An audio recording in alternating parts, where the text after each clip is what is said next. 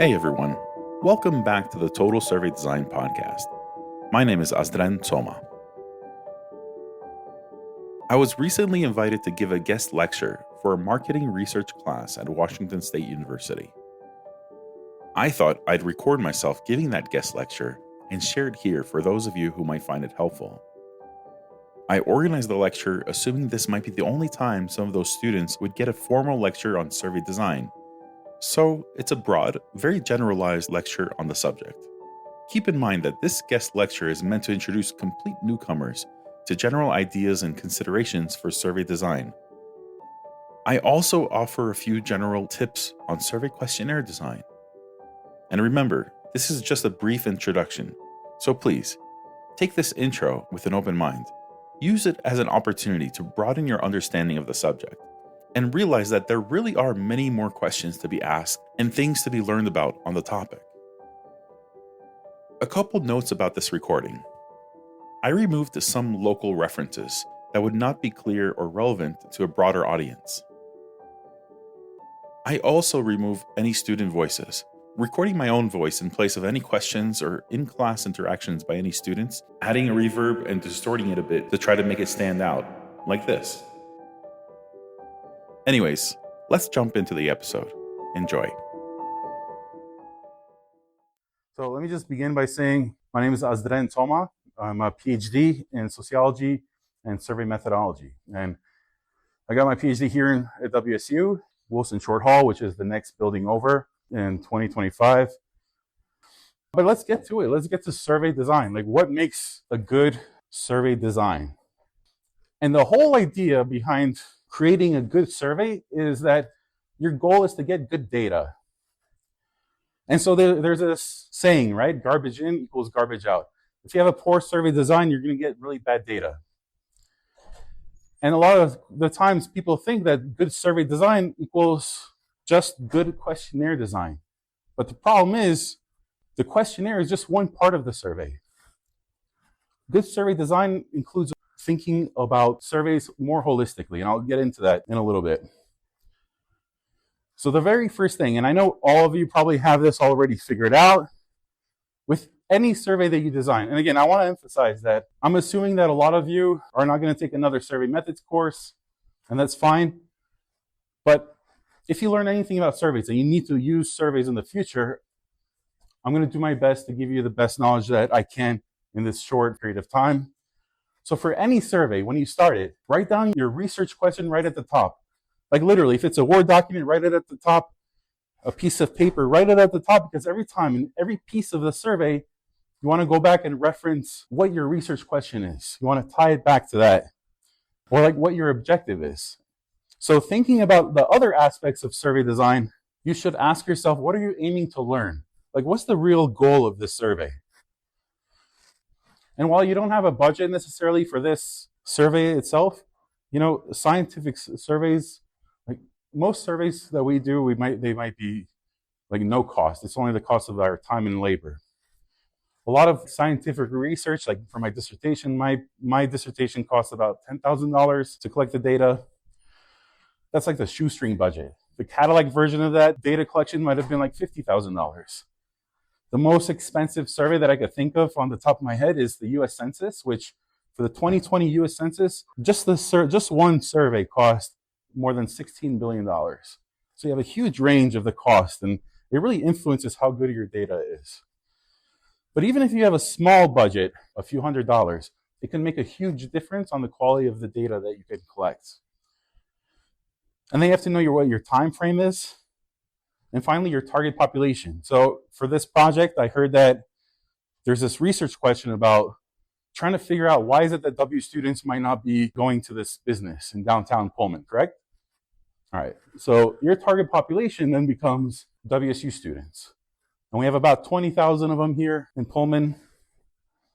So fundamentally, since we're thinking about getting good data with good survey design, the whole idea of a good survey design is that we're reducing the 4 sources of survey error. So we have 4 sources, and I'm going to go through each of them in the following slides. Sampling error, coverage error, non-response error, and measurement error. And measurement error is the one that I think most people think of when they think of survey design. It's the questionnaire mainly that results in measurement error, but I'll get into that. But looking at sampling error first. So when you have a census, like if I'm surveying everybody in this classroom, a census merely means that I'm recording the responses of every single person. But every time you can't record the responses of every single person, you have a sample. So here's the thing. If I ask everybody in this class and I get a response from everybody, let's say, how do you like the teaching of Dr. Kim? Well, I could very accurately report back how the class feels about this certain professor. But if I only ask half of you, you can imagine that there's going to be some margin of error because you don't know what the other half might have said. Maybe they would have preferred it more or maybe less. You don't know. So sampling error happens every time we have a sample versus the whole target population. And here I just want to go really briefly about, just to give you an example of sampling error. So in a lot of research studies that you might read, the idea is that there's a 95 confidence interval with 3% margin of error, that you could get that level of precision in a population of 40,000, but let's say 20,000 for our student population at Pullman, with 1,013 responses. Now, I heard that Dr. Kim has a sampling frame that is a little bit smaller than that. So you could imagine that the precision is going to be a little bit less. So when you report your own findings, you're going to realize that just because of sampling error, no matter like how precise the number is that you got, there's going to be this plus or minus 3 to 5% of accuracy difference between what the true number really is and what you measured. Does that make sense? So again, the goal is always to increase the number of responses as much as possible. The funny thing about sampling statistics, once you get to a certain number, then the population size really doesn't matter. It starts like flattening out. So with about 1,067 respondents, you could actually accurately describe with a 95% confidence interval and 3% margin of error, literally the entire population of the United States. So when you see a survey out there and it says it has a response rate of, let's say, 1,500, well, actually, that's pretty good for the US population. Even though the US population is almost 350 million people, statistically speaking, you only need about 1,000 if it's a true random sample and if you're not getting the other forms of error, but we'll talk about that. So the next form of error that I want to talk about briefly is coverage error. Let's say hypothetically you wanted to measure the opinions of all potential customers to Terracotta. Well, if you're measuring only the views of WSU students, there's going to be coverage error if your research question talks about all potential customers. And again, all the people who follow the social media page does not necessarily mean that's all the customers. So you have to be very careful with this, making sure that there's an alignment between your target population and your sampling frame, which just means where you're getting your sample from. Really briefly, I just want to say here that a lot of coverage error happens because of the different forms of survey distribution. Your survey distribution is going to be fine. It's going to be electronic via email. But hypothetically, if you're going to call people in their homes or on their cell phones to conduct a survey, you could imagine that, well, older people actually have a higher rate of response to phone calls than younger people. I don't even pick up an unknown number personally, but you could imagine. So if you're surveying the population and a higher percentage of a certain demographic group is picking up or responding, then you're going to have coverage error just by the mere fact that there's not an alignment between your sampling frame and your target population. The third form of total survey error is called non-response error. I asked ChatGPT to generate this image, and essentially what it shows is this very overzealous, very enthusiastic shop owner, and they're conducting a feedback survey from their customers, but they realize, well, they're only serving people who had a great experience. So non-response error is essentially when people who take your survey are meaningfully different from those who do not take your survey. So if he's only interviewing or surveying people who had a great experience and he presents his findings, there's going to be a lot of non-response error because of the fact that he didn't collect the data on all the people who may not be happy. One way to mitigate or to reduce this form of non-response error is by implementing a probability sample or a randomization. And so it doesn't necessarily require a lot of money, but hypothetically, let's say you go out, you leave WSU and you're conducting a survey for a small business. You might think, hey, I'm going to hand out flyers at the exit of Rose Hours if I'm conducting a survey about Rose Hours customer service. But instead of handing out flyers to every single person who leaves the store, a random sample would be more like something handing it out every 20 people. So you count to 20 and then you hand it out. This way, you prevent your own bias from discriminating between somebody who might seem more friendly or less friendly or more approachable or not. When it's every 20 people, then it's more random. And then you take away that own personal bias from how you distribute the survey. And what happens is actually the data will be more reflective of the target population. So this is one of the problems of a convenience sample, which means just handing it out to people you know or people who are easily accessible. It really takes a lot of work to reduce non-response error. And finally, the fourth source of total survey error is measurement error. This is a fun one. This is the measurement error that comes from our own questionnaires. So this error is when the measurement that we take do not accurately reflect the true dimensions of what we're trying to measure. And it happens for a lot of reasons. If I were to so I've taught a lot of sociology 101 classes. And if I were to ask people in a classroom, how many of you identify as Republicans? Now, actually, the data shows that about 15% of WSU students self-identify as Republicans. But it's more difficult for people to respond accurately when there's social desirability bias at play, when they're afraid of what their peers might think. And this is true then, let's say even for a business. So let's say you ask somebody, hey, what do you think of that business? What do you think of this product or this service? If the owner is asking, it's really difficult actually to give them an honest response and be like, especially if you didn't like the services. So then the question becomes, how do you reduce measurement error in order to ask the questions in a way which allows them to answer more honestly? And so some general advice is that, in general, you want to make a questionnaire that's easy to follow and it's clear and that's designed in a way that is visually appealing. And you want to introduce what the purpose of the study is and what your goal is and who you are. You want to have, for example, one question per screen. Or if you have a group of questions, then you group them per screen. You don't want to have one long page of questions. It's going to be very difficult to go through it.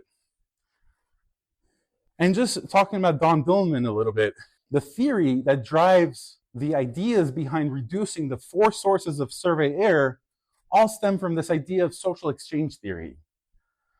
And at the core, all social exchange theory says is that if you want to get better data, you have to focus on 3 things, on all the aspects of your survey design. You have to focus on highlighting the increased benefit to your respondents. And increased benefit might mean a lot of things. Does anyone have an idea of what might be one of the benefits of a respondent taking a survey about terracotta? An incentive? Yeah, an incentive could be a possible benefit, right? So an incentive could also be in the form of a discount. It could be in the form of a monetary incentive. So a lot of surveys that are mailed are usually mailed with a $1 or $2 incentive. It's not meant to necessarily pay the respondent, but just a positive push. Hey, here's something from us. Can you take our survey, please? So yeah, incentives is one. What's another benefit of taking the survey? In this survey that you're working on, what could possibly be the benefit to all those WSU students taking this survey? Sharing what services are being offered? Okay, that is a good positive benefit. So this idea that you could complete the survey and you learn more about what services are being provided in downtown Pullman.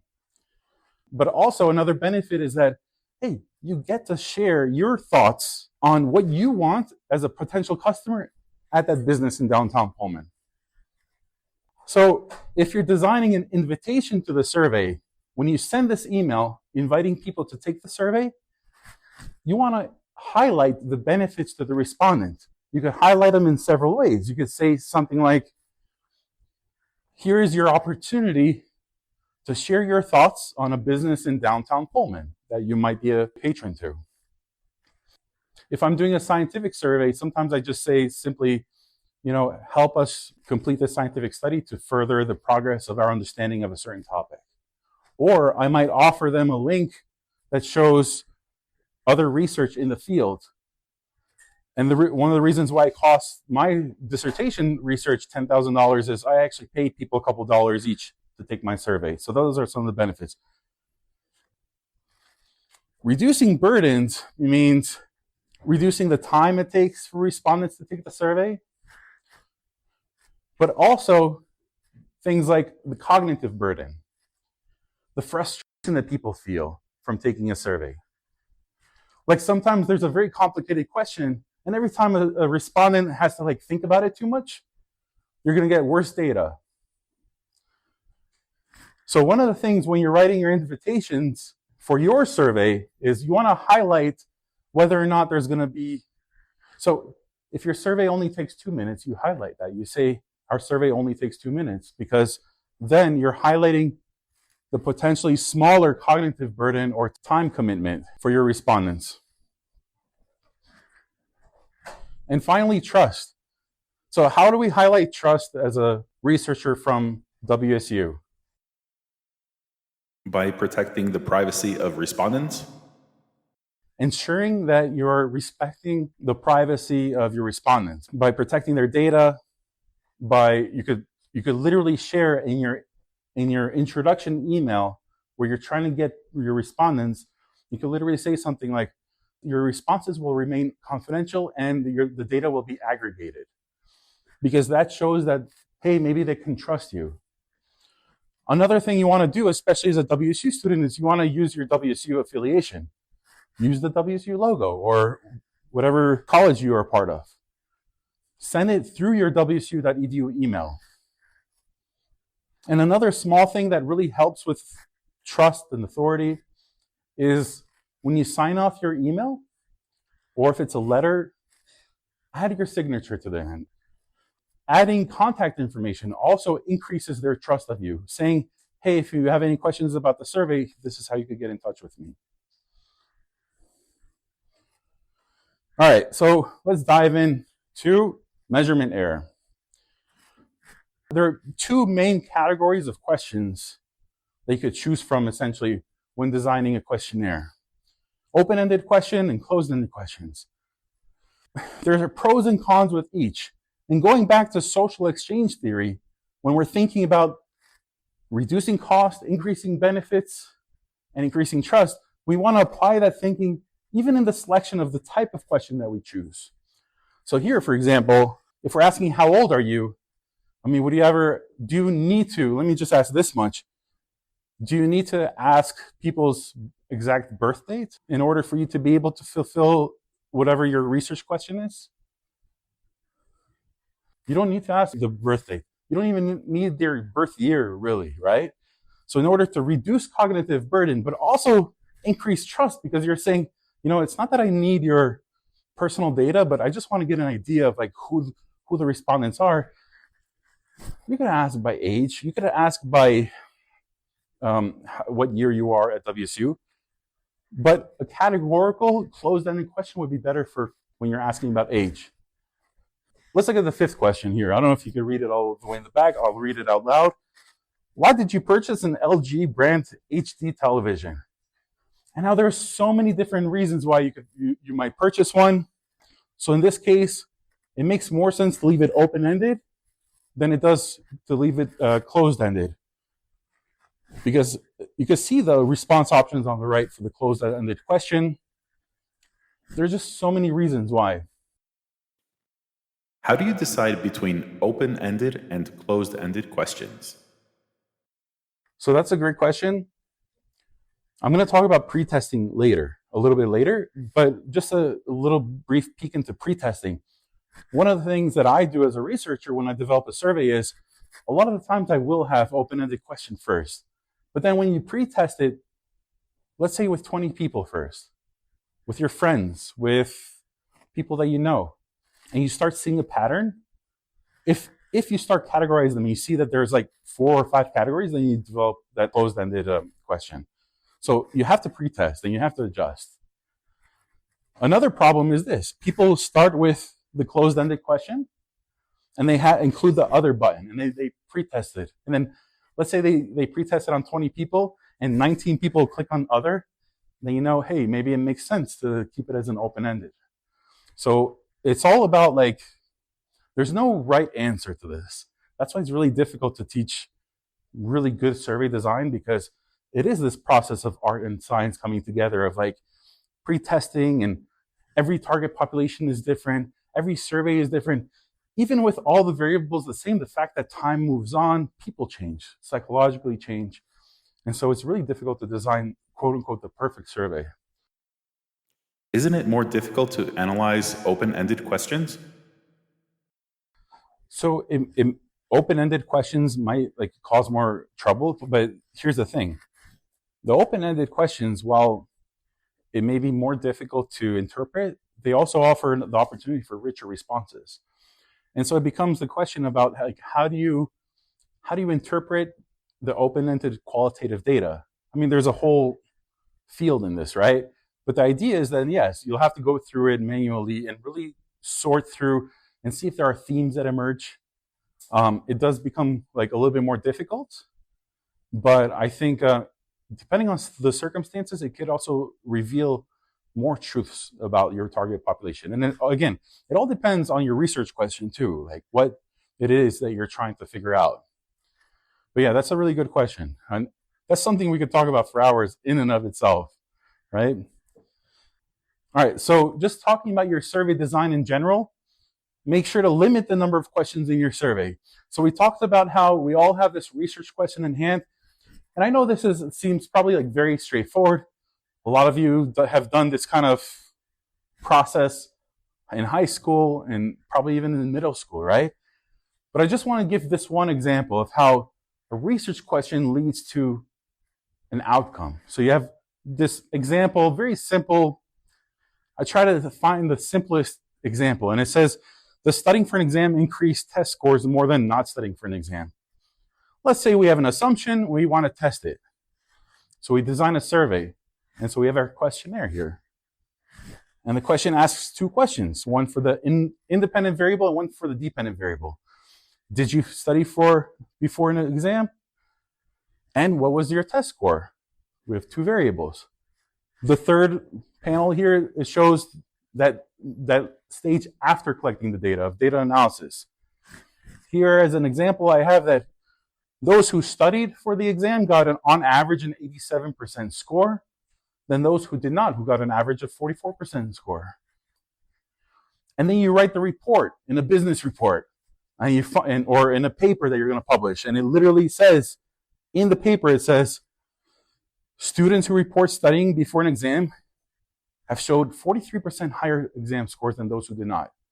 And so that paper gets published, and those really good teachers out there that are like the best teachers that win awards and stuff, they go and they look for the research that comes out in these journals. And that teacher, so the target audience is teachers, because the teachers then, the outcome is that students are encouraged by the teachers to study before an exam to achieve higher test scores.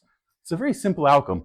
But the point that I want to make is that even though all these pieces might seem very complicated, if your outcome is something as simple as a teacher telling students that they need to study more to get better grades, you lose a lot of resolution on the way. And the point that I'm trying to make is that sometimes we have this tendency when we design a questionnaire that we just include all the questions that we could think of. And we want to ask about everything because we have only one shot. But the problem is every time you add more questions, you're increasing the cognitive burden, you're increasing the time it takes to survey, and you're actually decreasing the data and the quality of your research. So if you want to get good data, just limit the number of questions to the bare minimum that answer your research question. It's all connected. All right, the next point that I want to go over is you need to write questions in complete sentences. So even something as simple as age. If you want to measure age, you have to remember that even though you might understand what is being asked, your respondents are very diverse, and sometimes they have different contexts. Sometimes somebody is helping them take the survey for them. So you really have to ask the question in a complete sense, even simple question like age. And here I have an example of a survey, a real survey from the North Macedonia census that I received. And it says, relationship to the household. And I'm like thinking to myself, whose relationship to the household? Is it my relationship to the household? Or I don't know. So, and then the following question asks, it doesn't even ask, it just states, family number. It's a census of a country. And I'm like, what does that even mean? I don't know. So these are examples of bad question wording. So just make sure to word your questions in complete sentences. All right, here's a big pet peeve of mine. Don't force respondents to complete any of the questions. And now you might think like, okay, I only have like 5 questions. Why? I mean, I really need them to answer each of the questions. Except the problem becomes that think of an individual that doesn't want to answer all 5 of those questions. They're either going to drop out, or they're going to lie, or they're going to satisfy. They're going to say something that they think you want to hear, but they're not going to tell you the truth. But if you don't force them, they're either going to tell you the truth, or they might even skip the question, but you rather them skip it than drop out of the survey completely. So don't force people to respond to any of your questions. I mean, I have a whole podcast episode just on this too, and we could talk about hours just on this topic, but it's a big mistake. Think of just the annoyance of if you accidentally skip a question, and then it's like, oh, you can't continue because you didn't finish all the questions, and you have to scroll up, and it's like, it's just a pain. And it's like, hey, I'm giving you my time. Don't make me do extra work. All right, another thing is ask one question at a time. A lot of times we have this tendency to ask these complicated questions. What we call in survey methods field, double-barreled questions. So every time you see in a question the word and or the word or, there's a high chance that it's a double-barreled question. Because if you look at this question here as an example, it asks, think back to the last meal you purchased at a fast food restaurant. How satisfied were you with the price and the quality of the service that you received? So the question becomes, is the question asking about price or service? What happens if you have great service, but it was so expensive and the price was bad? Or what happens if actually it was dirt cheap, but the service was terrible, right? So like, you can't get good data if you have double-barreled questions. So you want to ask one question at a time. Another key point to remember is you want to use precise and easy to understand language. And what this means, it doesn't necessarily mean talk down to your respondents as if they're like little kids. So you can't really use big words. You can't assume that people understand that the complicated or complex jargony words that you do. Like this example here. To what extent do you believe the organization has effectively operationalized its strategic synergies to optimize stakeholder value creation? It's like, oh my God, I'm not a business major. I don't know, right? And maybe this is a slightly better version. I know it could be improved, but for example, you could ask the same question by asking, how well is the organization working together to achieve its goals and create value for stakeholders? I think even the word stakeholders sometimes, for people who are outside of marketing or business, might have a little bit issue with, but this is a big improvement, right? So make sure that the language is precise and understandable to your whole target population. You also want to avoid leading or loaded questions. So this example, it's like, do you feel that limiting tax by laws is an effective way to stop the government from picking your pocket every payday? And that word, like picking your pocket every payday, it's already communicating to the respondent the stance of the researcher. So by communicating that, the respondent is going to be like, well, should I answer honestly? I don't know. I mean, it's already leading.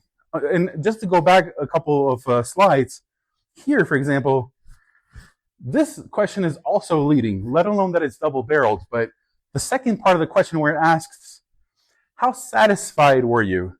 That's actually leading. And I see this mistake, by the way, all the time, so don't feel bad. But even like Microsoft surveys, which I'm going to go through later, it's leading because it's only showing or asking about the positive side. How satisfied were you? A truly neutral question would ask, how satisfied or dissatisfied are you? Because psychologically, then it allows the respondent to say, okay, the researcher is expecting the possibility that it could be someone who is satisfied responding or unsatisfied. So you don't want to lead. You want to write questions in a neutral way. And you have to also remember about social desirability bias. So the example that I gave earlier about if I've taught a few thousand students at WSU, by the way, in sociology. And sociology is one of the most left-leaning fields. If you ask sociology students privately and anonymously to report their political identity, it turns out that about 10 to 15% of them respond with that they identify as Republican or right-leaning. But I'm telling you, even as a graduate student at WSU, I've never even heard one person say that out publicly. And that's fine. And it's okay. Like, I'm not here to judge anybody and their political affiliation. The point that I'm trying to say is this social desirability bias, we have it in us. We want to fit into society. And so when we're designing a question, we should make sure to design a question in a way which allows a person to respond as honestly as possible. That's how we get good data, which is the ultimate goal of good survey design. So another important point to remember is that the shorter the reference time, the greater the data accuracy. So if we look at these two examples, the first one asks, approximately how many 12-ounce cans of soft drinks have you consumed in the past year?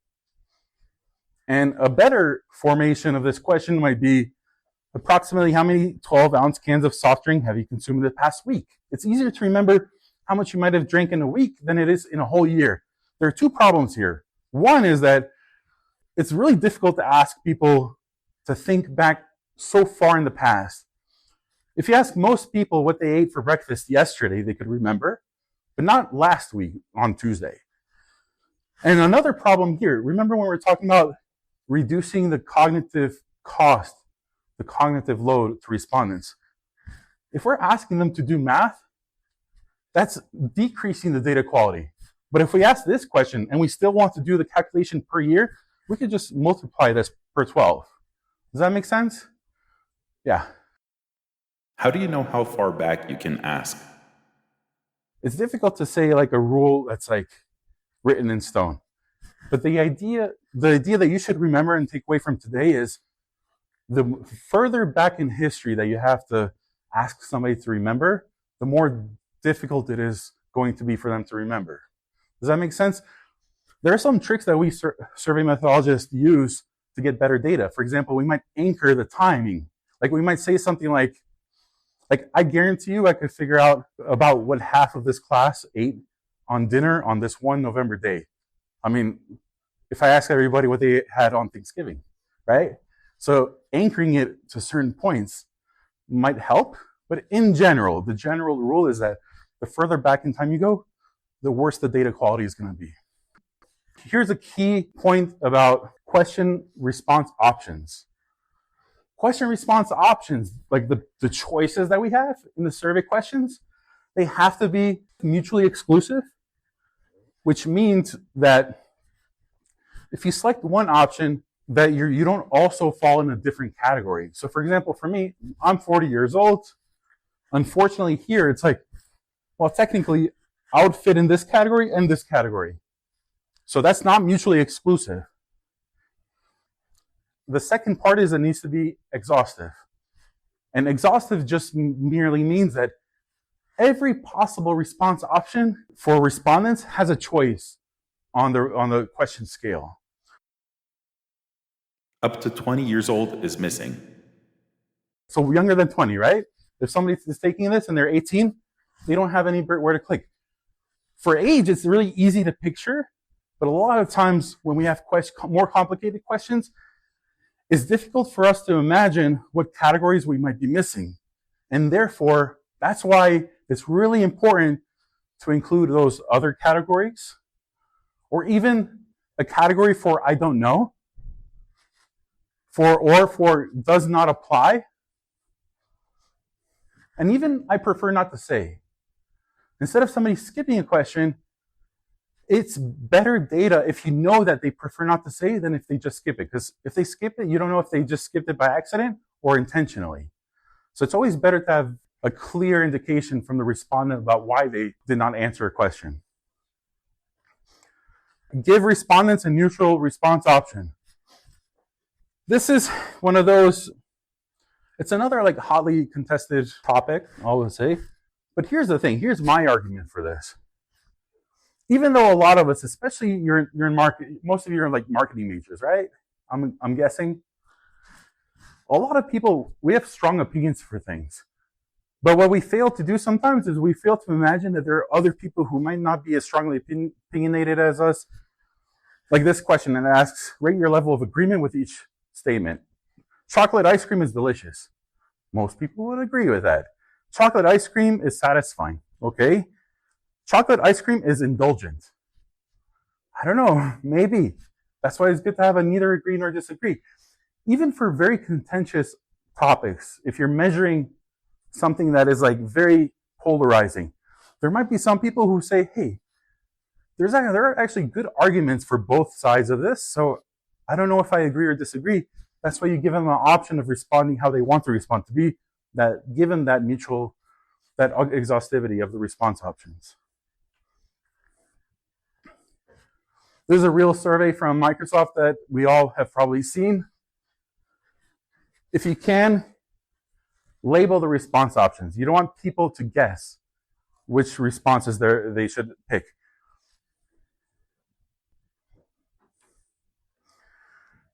Here's another thing. You don't want to ask the demographic questions first. You want to ask the most important questions first, except under certain circumstances.